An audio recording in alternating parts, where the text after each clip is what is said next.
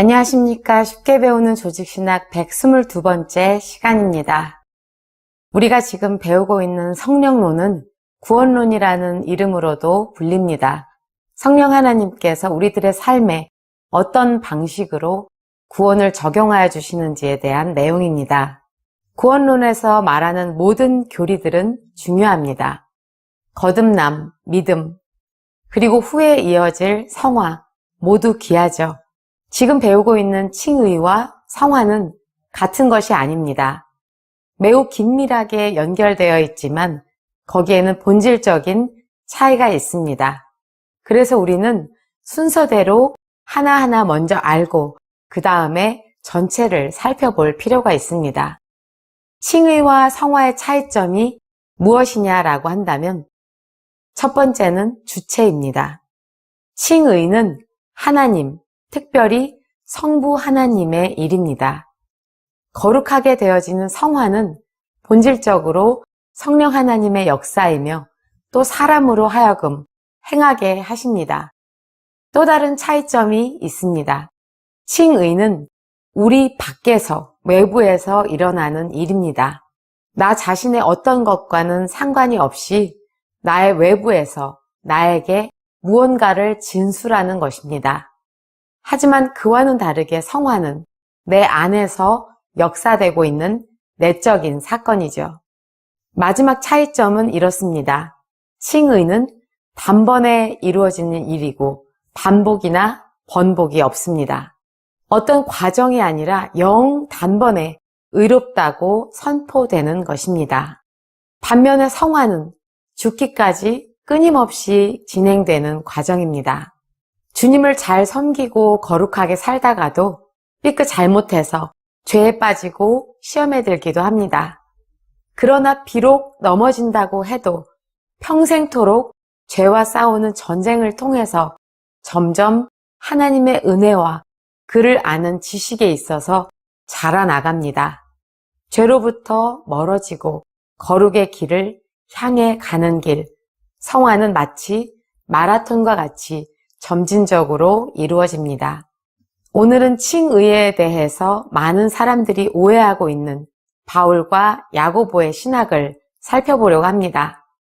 사도 바울은 의심의 여지 없이 오직 믿음으로 말미암아 의롭다 칭함을 받는다는 말을 했습니다. 야고보는 믿음에 관해서 말하기를 만일 사람이 믿음이 있다 하고 행함이 없으면 무슨 유익이 있으리요? 그 믿음이 능히 자기를 구원하겠느냐? 행함이 없는 믿음은 죽은 것이요 헛것이라 라고 말했습니다.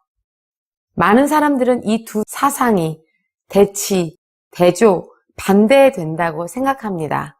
바울은 오직 믿음, 야고보는 믿음과 행위를 말했다고 생각하죠.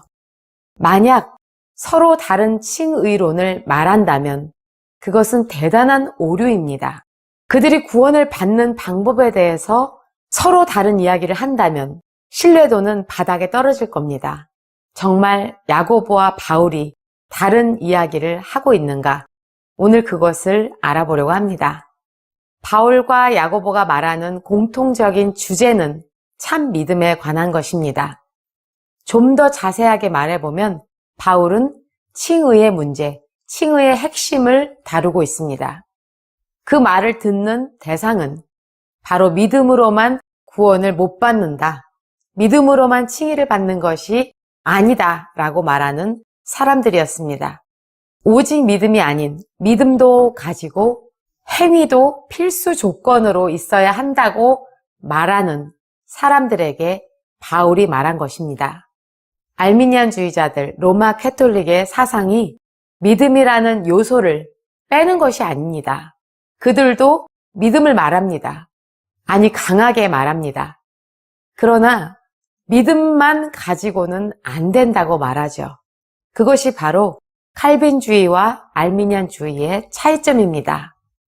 바울의 신학과 저주받는 신학의 차이점입니다. 그렇다면 야고보는 어떻습니까? 야고보가 말하는 행함이 없는 믿음이란, 죽은 믿음이란 무슨 뜻일까요? 믿음만 가지고는 의롭다함을 받지 못한다. 믿음만 가지고는 구원을 받지 못한다라는 뜻일까요? 야고보는 칭의 받은 사람들에게서 나타나야 할, 반드시 나타나야 할 열매, 행위의 열매, 성화에 대해서 말하는 것입니다. 야고보는 믿는 형제들에게 편지를 썼습니다. 신앙생활을 위해서, 예배를 위해서 흩어진 나그네들이 그 대상입니다. 야고보는 1장부터 계속해서 믿는 자에게서 나타나야 할 아름다운 삶의 모습들을 강조합니다. 그러면서 야고보는 내 형제들아, 만일 어떤 사람이 믿음이 있노라 하고 행함이 없으면 하면서 예를 들고 있습니다.